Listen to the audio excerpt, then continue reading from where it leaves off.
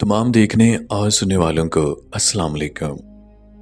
Once again welcome back to Jazzy Urdu tales.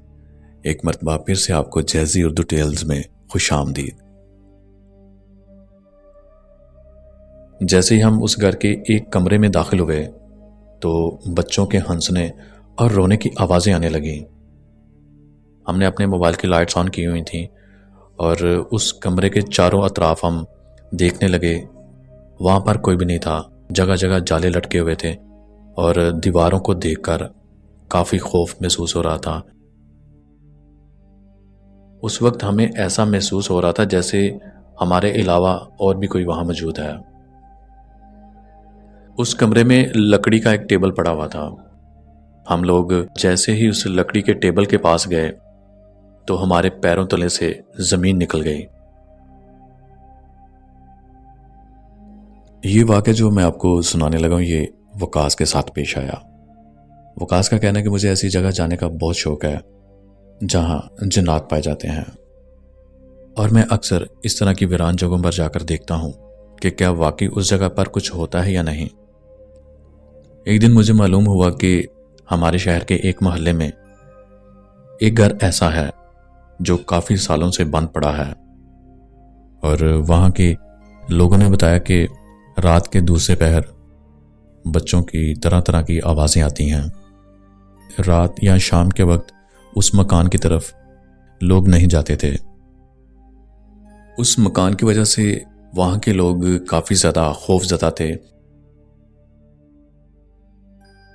मैंने अपने दोस्तों के साथ मिलकर इरादा किया कि आज रात हम वहाँ उस मकान में जाकर देखेंगे कि वहाँ ऐसा कुछ है या नहीं। रात का वक्त था। हम लोग चुपचाप वहाँ उस घर के करीब जा पहुँचे। हम में से एक दोस्त ने कहा कि हमें वापस चलना चाहिए क्योंकि इस तरह ऐसी जगह पर आना ख़तरे से खाली नहीं।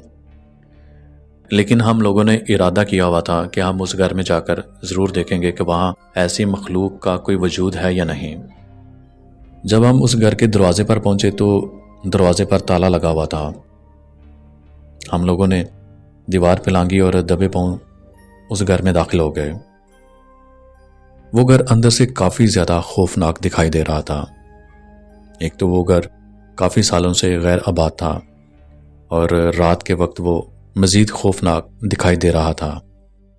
जैसे ही हम उस घर के एक कमरे में दाखिल हुए तो बच्चों के हंसने और रोने की आवाज़ें आने लगीं।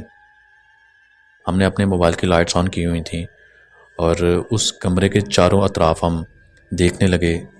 वहाँ पर कोई भी नहीं था, जगह जगह जाले लटके हुए थे और दीवारों को देखकर काफ़ी खौफ महसूस हो रहा था। उस वक्त हमें ऐसा महसूस हो रहा था जैसे हमारे अलावा और भी कोई वहाँ मौजूद है।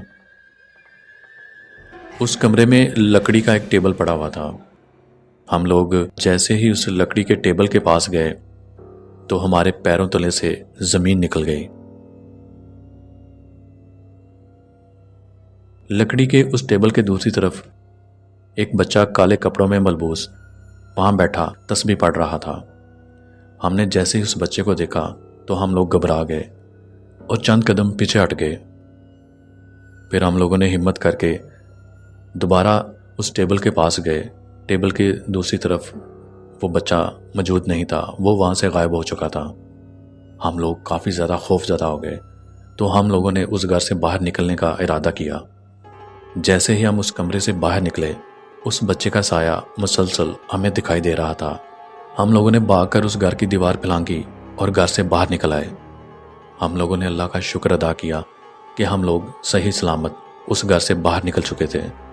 ये तो था आज का वाक़या जो वकास के साथ पेश आया। हमें कोशिश करनी चाहिए कि हम ऐसी वीरान जगहों पर बिला वजह ना जाएं और अगर हम ऐसी वीरान जगहों पर चले भी जाएं तो ऐसी जगहों पर जाकर हमें रफ़ा हाजत नहीं करनी चाहिए। अल्लाह ताला आपको आसानियाँ अता करे और आसानियाँ तक़सीम करने का शर्फ बख्शे। आमीन।